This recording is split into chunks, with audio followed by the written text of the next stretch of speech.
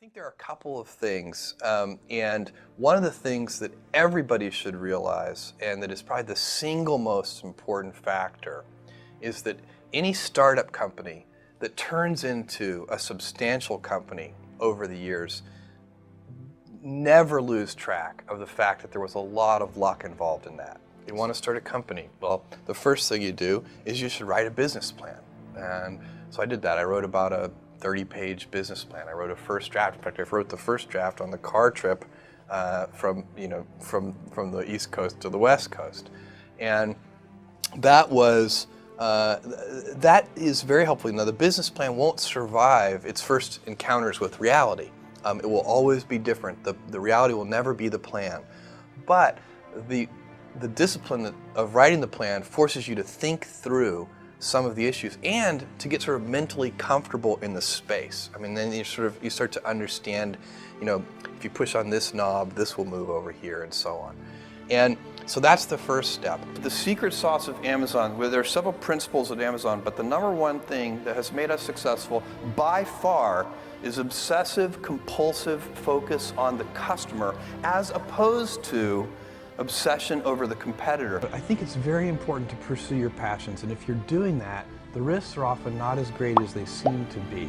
So for me, when I thought about leaving my job and starting this company, I knew there was a good chance that it wouldn't work, but I also knew that when I was 80 years old and thinking back over my life, I would never regret having tried and failed, but I might regret having never tried.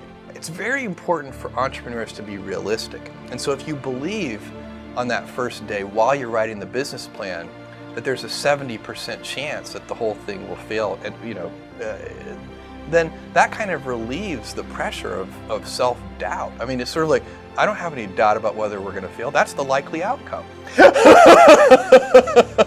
And it just is, and to pretend that it's not will lead you to do strange and unnatural things. So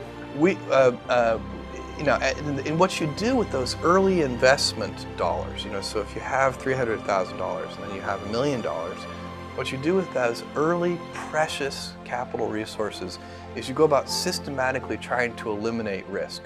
So you pick whatever you think the biggest problems are, and you try to eliminate them one at a time. And that's how small companies get a little bit bigger, and then a little bit bigger, and a little bit bigger, until finally, at a certain stage, you reach a transition where where the company has more control over its future destiny.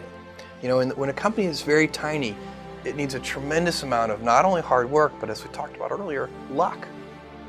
As a company gets bigger, it starts to become a little more stable, where if at a certain point in time, the company has a much bigger influence over its future outcome, it needs a lot less luck, and instead it needs the hard work. And at that point, there's a little bit more pressure, because then if you fail, you have nobody to blame but yourself. If you don't love your work, you're never going to be great at it. I think the other thing I would suggest to any young person, even before they start their career, is to really think about their choices, because I find young people, and when I was young, I made this mistake too. You can get very fixed on your gifts. So everybody has gifts. You have gifts, and you have things that you didn't get gifted. Maybe you're extremely beautiful. Maybe you're extremely good at mathematics. There are a lot of things that you can be given. But those things can confuse you, because they're not the things that construct your life. It's your choices that construct your life, not your gifts. You can celebrate your gifts, be proud of them, be happy of them. Actually, don't be proud of them, be celebratory of them, but you can't be proud because they're gifts. They were given to you. You didn't earn them. You can only be proud of the things you earn. You have to figure out how to set up your life in such a way that you can minimize the things. And I find people don't dislike hard work. What people dislike is being out of control.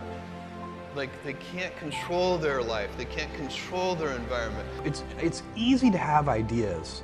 It's very hard to turn an idea into a successful product. There are a lot of steps in between, and it takes persistence, relentlessness. So I always tell people who are, who think they want to be entrepreneurs, You need a combination of stubborn relentlessness and flexibility. And you have to know when to be which. And basically you need to be stubborn on your vision, because otherwise it'll be too easy to give up. But you need to be very flexible on the details, because as you go along pursuing your vision, you'll find that some of your preconceptions were wrong. And you're going to need to be able to change those things. It's not hard to make things different, but it is hard to make things different and better. Most of the solutions, most of the problems in the world already have solutions of one kind or another. All of those solutions can be improved upon. There's no chance that anything is perfected yet. I don't believe that.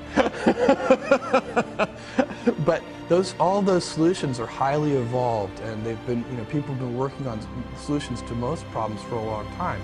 Can I have a prediction from you? Where do you think we'll be in 10 years? Well, it's very hard to give concrete predictions, but what I do know is that we are at the very beginning, not just Amazon.com, but the entire industry of e-commerce and online shopping. And this is the Kitty Hawk era. 10 years from now, we will know 50 times as much as we know today. It's incredibly exciting. I like to putter in the morning. I get up early. I go to bed early. I get up early. I like to putter in the mornings. I like to read the newspaper. I like to have coffee. I like to have breakfast with my kids before they go to school. So I have my kind of puttering time is very important to me. And so that's why I set my first meeting for 10 o'clock. I like to do my high IQ meetings before lunch. Like anything that's going to be really mentally challenging, that's a 10 o'clock meeting. And because by 5 p.m., I'm like, I can't think about that today. Let's try this again tomorrow at 10 a.m. And so then on sleep, I get 8 hours of sleep. I prioritize it, unless I'm traveling in different time zones. Sometimes it's impossible, but I am very focused on it. And for me, I need 8 hours of sleep. I think better.